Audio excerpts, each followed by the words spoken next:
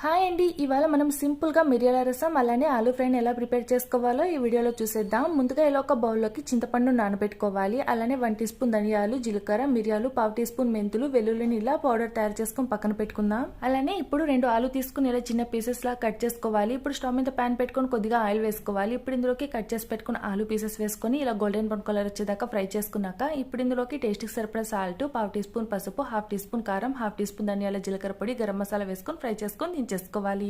అలానే మిరియాల రసం తయారు చేసుకోవడానికి మనం ముందుగా చింతపండు నానబెట్టుకున్నాం కదా, అందులో ఒక టమాటా వేసుకొని ఇలా ఒకసారి మిక్స్ చేసుకుని పక్కన పెట్టుకుందాం.